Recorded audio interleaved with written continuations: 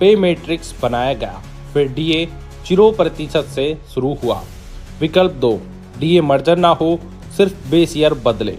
इस स्थिति में नई गणना शुरू होगी और मौजूदा डीए अलग तरीके से समायोजित किया जाएगा। उदाहरण के लिए समझिए, मान लें बेसिक सैलरी 50,000 रुपये है, डीए 60% मतलब 30,000, कुल 80,000। अगर 60% डीए मर्ज होता है, नई बेसिक सैलरी 80,000, डीए 0%। आगे की महंगाई पर डीए नए बेस से जुड़ेगा, यानी सैलरी कम नहीं होगी, स्ट्रक्चर बदलेगा। आइए जानते हैं डीए मर्जर और एडजस्टमेंट में क्या अंतर है। मर्जर में डीए स्थायी रूप से बेसिक में जोड़ना और एडजस्टमेंट में basic plus DA new basic बनना। डीए अगर 0% से दोबारा शुरू होता है तो डीए को नए फिटमेंट फैक्टर के साथ समायोजित एडजस्ट कर दिया जाएगा। आइए जानते हैं 7वें सीपीसी का फॉर्मूला। 2016 में लागू हुए 7वें वेतन आयोग के मॉडल में देखा पुरानी बेसिक 125% डीए को multiply 2.57 fitment factor equal to नया बेसिक। अगर डीए 0%, इसे ही एडजस्ट कहते हैं। तकनीकी रूप से डीए मर्ज नहीं हुआ। आइए जानते हैं 8वें सीपीसी में क्या होगा। 8वें वेतन आयोग में बिल्कुल नया पे मैट्रिक्स बनेगा। हर पे लेवल में नए सेल होंगे, मतलब नई बेसिक, नई ग्रोथ लाइन, नया पे मैट्रिक्स, नया फिटमेंट फैक्टर, पुरानी बेसिक प्लस जमा डीए और बराबर 0। आइए जानते हैं नई सैलरी की संरचना होती है। आपको बता दें 8वें वेतन आयोग की टाइमलाइन क्या कहती है। नवंबर 2025 पैनल गठन, जनवरी 2026 सुझाव वेबसाइट लॉन्च, डीए 60% मंजूरी शेष, होली के बाद संभव। दिसंबर 2026 पैनल की अंतरिम रिपोर्ट्स आ सकती है। जून जुलाई 2027 फाइनल सिफारिशें आएंगी।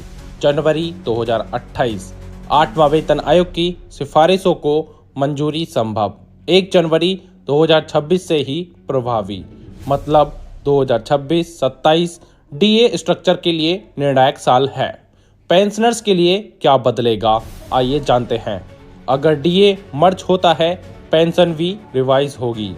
नई बेसिक पेंशन तय, आगे डीए नई दर से जोड़ेगी, यानी पेंशन पर भी सीधा असर पड़ेगा। फिर बदलेगा बेसिक पे स्ट्रक्चर। आपको बता दें 6ठे वेतन आयोग के दौरान सैलरी स्ट्रक्चर में पे इन द पे बैंड और ग्रेड पे शामिल थे। 7वें वेतन आयोग ने इन दोनों को मिलाकर एक कंसोलिडेट बेसिक पे बनाया। इस पर नया बेसिक पे में पुराने बेसिक पे और 125% महंगाई भत्ते को जोड़ा गया, जिससे कर्मचारियों की कुल वेतन में वृद्धि हुई। उम्मीद की जा रही है कि इस बार फिर भी पे स्ट्रक्चर में बदलाव देखने को मिल सकता है। कैसे बदला पे मैट्रिक्स, आइए जानते हैं। 7वें वेतन आयोग के एक नया पे मैट्रिक्स पेश किया, जिसमें अलग अलग लेवल और सेल्स के आधार पर सैलरी निर्धारित की गई।